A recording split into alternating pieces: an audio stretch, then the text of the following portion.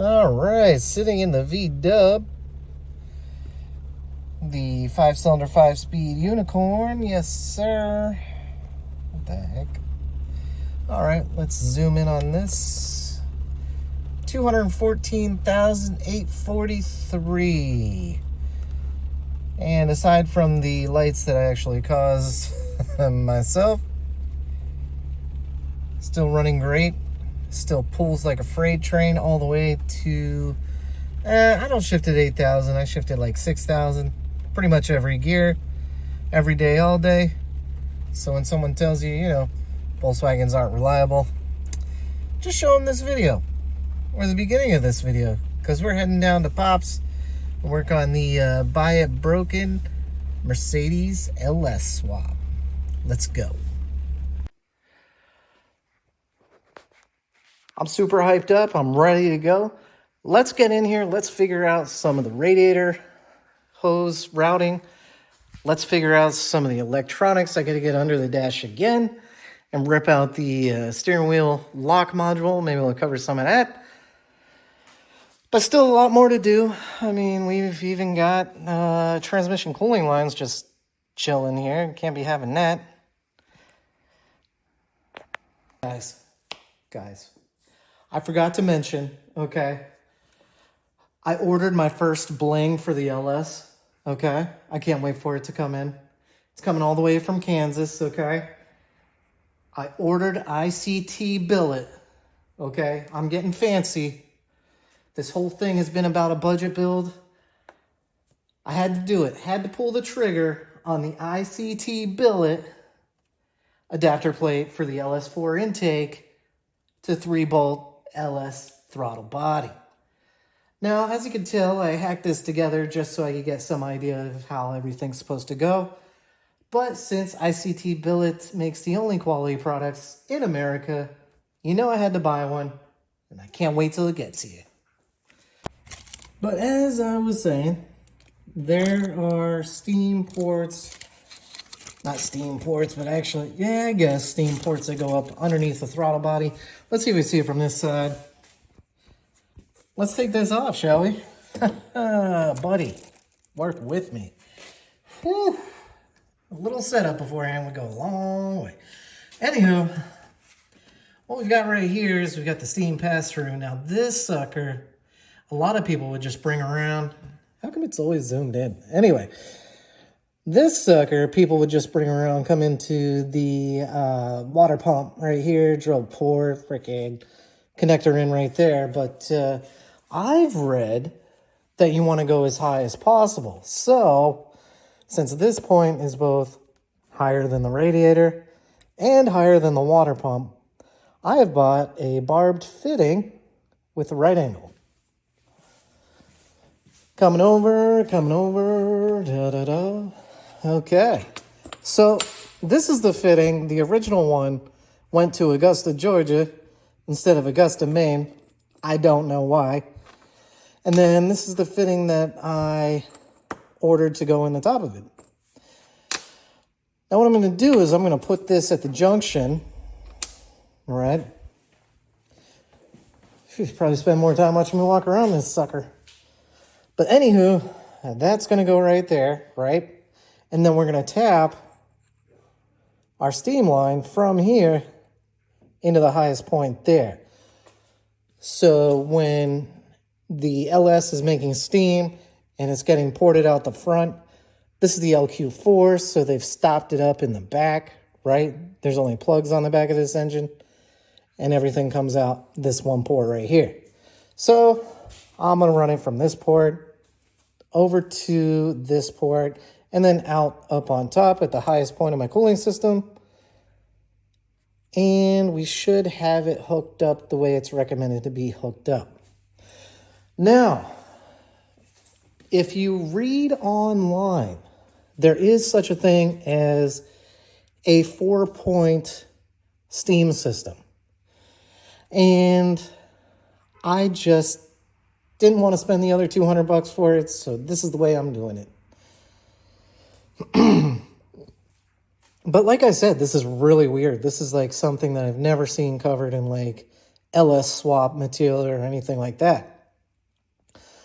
I don't know if people are just plugging them off, if they're routing them to the radiator here, which in my application is not the highest point of the steam system. Unknown. So I'm going to move forward with that. I'm thinking about fabricating a bracket that sticks off from the radiator right here to actually hold this hose up.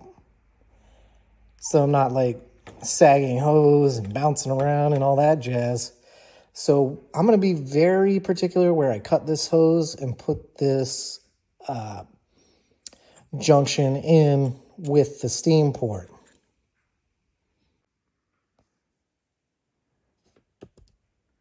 Here we go, here we go, here we go. All right, gonna pop that in there. Perfect, 1.25. Like I said, I don't know how I feel about this. Maybe if I turn it a few more times, I might feel better. I don't know, we'll see. All right, so our union's in there. This is nice and tight to the radiator. I've actually got this to a point where it stops. Well, I thought it stopped bouncing around, but yeah, so I imagine we could, just kind of feeling it out. Like I said, as long as we're clearing this, we're not getting hung up in this, I'll be a happy camper. Yeah, good possibility. We'll take this off. But anyway, moving on. Now we have to do what I really like to do. I gotta find the paint marker and I gotta mark this out. Because I'll tell you what happened. I will forget where to cut it and I'll cut it too short. I know me. Get back with you. There you are. There's the mighty marker. Let's mark it out. Oh, my, oh, good Lord. Look at the tip on that. Hey, no jokes, huh? All right, so mark that out. I'm going to take that off the engine. I'm going to take it over to the bench and try to cut it straight. We'll see what happens. All right. What did I do with the knife, people? Ay, ay, ay. I tell you, guys, should stop just recording willy-nilly. All right. Flip it over. See the mark, everybody? Let's see. I got to check the viewfinder. All right. All right. I don't know how many times I can say all right. How many times can you say all right? I don't know, anyway. Whew. Or anyway, is that cringe? Isn't that? That's what the kids are saying nowadays, right? Or is that just in general? I don't know. Let's get in here. Let's see if I can cut straight. Probably not. I'm all amped up on a couple cups of coffee this morning. You have to go to Dunkin' when you have a project or when you're going to work, right? Dunkin', they just keep it real. They just serve coffee, That's all we do. We serve coffee. That's what we do. That's what we want to do. That's what I want. It's just coffee, right? Just serve me the coffee. But anyhow, look at this. Started out good. Now it looks like a second grader art project. Let's go check. Ay, ay, ay. Oh boy. Oh boy. If you're still watching, pray for me or send me good vibes or something. Look at this. Someone help this poor child, huh? That wasn't a child. It was a 44-year-old man. Oh, even worse. But anyway, here we are. This is what I was looking for. We're clearing the pulley. We're in the right attitude as far as the radiator hose goes. That's a lot of rhyming. Is that rhyming on time? Anyway, moving forward. Look at this. I can't stand that. That's another OCD thing, I guess. But see, I might just have to take this off and zip that because it's driving me absolutely nuts. But anyway, this is for mock-up, right? Let's keep it positive, right, fam? Okay, so I've completed it. I've kind of completed it, right? And it kind of keeps itself right there. I was kind of worried that it would, you know, flop around real bad, but I don't know. I guess I could fab a bracket up to zip tie to here. I don't know. It looks kind of, if I put hose clamps on that and I ran a zip tie here, I might be all right. Huh. Ooh. Nice little edge on that too. This I'm still concerned about. I'm like, what the heck is going on here? Ooh, and look at that. Of course, that's my luck, y'all. You know what that tells me too? I put this in backwards, y'all. Here, let's pull that out. Yeah. Don't worry, I'm not a professional. So if I pull, oh man, that don't work. That don't work. That don't work. Oh, just as I thought, you guys. Anyway, I'll shove that back in there. Shove that back in there. Don't look at the cut on that hose, okay? Don't look at the cut on that hose. You're gonna need glasses after you look at that. I'm looking out for you, all right? My friends. Whew. Yes, sir. All right, upper radiator hose I call done for right now. Obviously, there's going to be clamps everywhere that, like I said, will probably look like crap. But anyhow, coming over here, it feels like radiator hoses are never done for this car. Oh, let's see if we can get you in there. All right, lower radiator hose is on its way. But the other two hoses...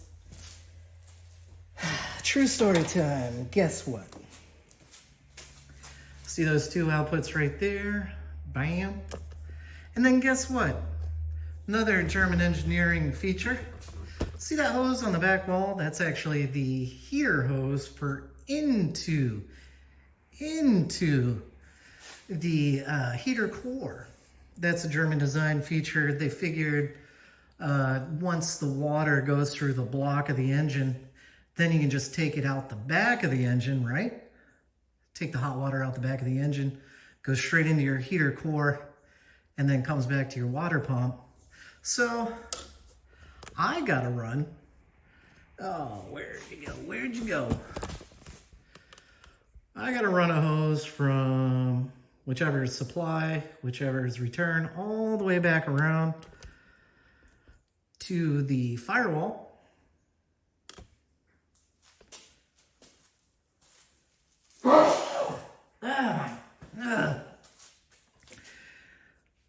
And back. So that's going to be fun. I'm going to figure out the hose to do for that. That's for another time. Probably next week when I get all that radiator hose in. Hopefully I get a dry shaft by then. My adapter plate for the throttle body. Yada, yada, yada. But yeah, so we got some idea of our radiator hose right now.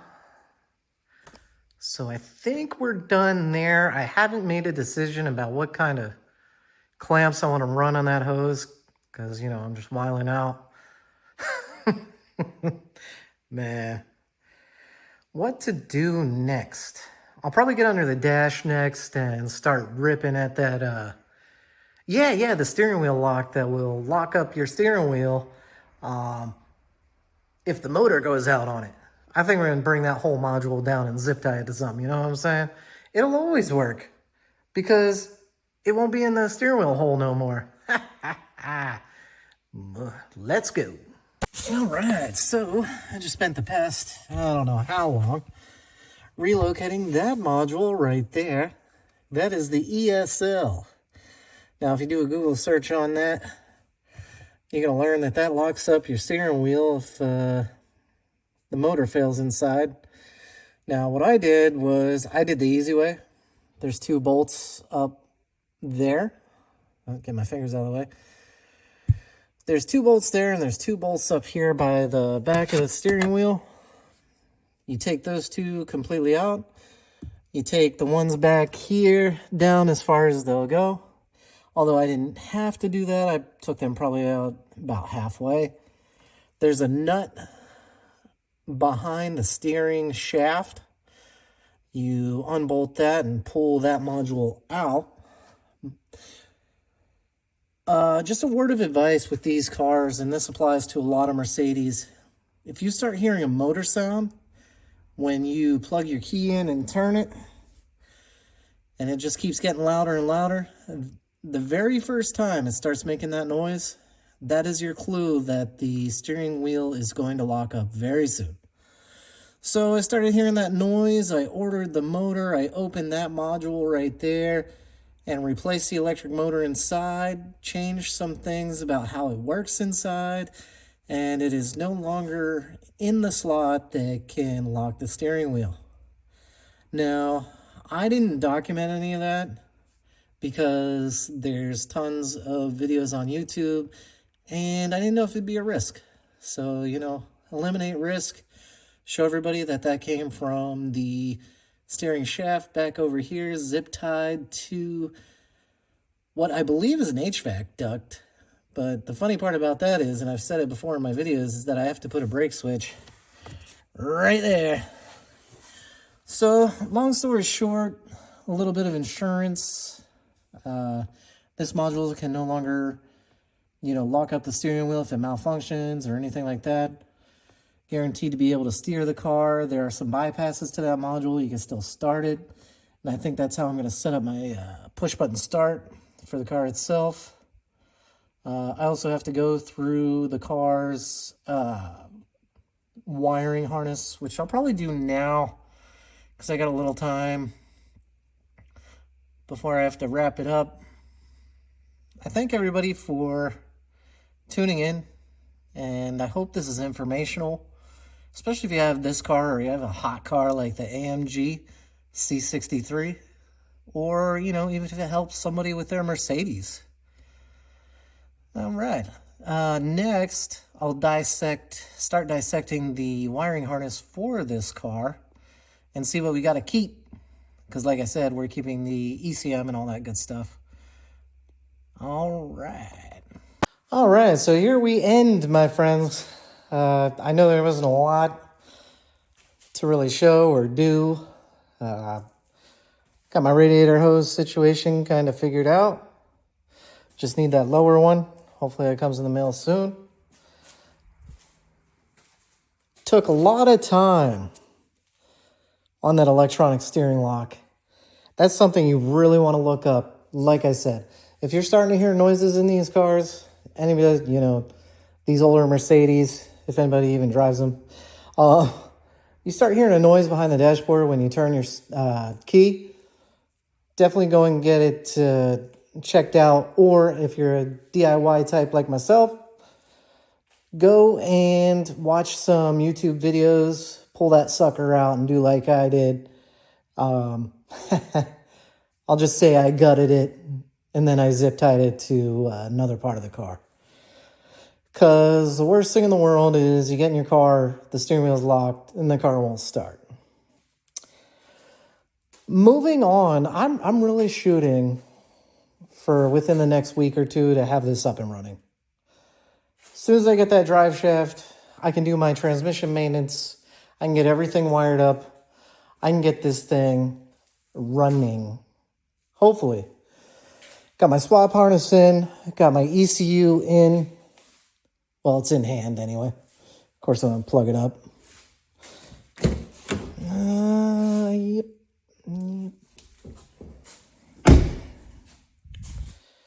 But anyway, thanks again for watching. If you're still watching, I appreciate you. Like I said, I just want to be the first to, go through it, show everybody what's up and what's involved. Thank you again. Have a great week.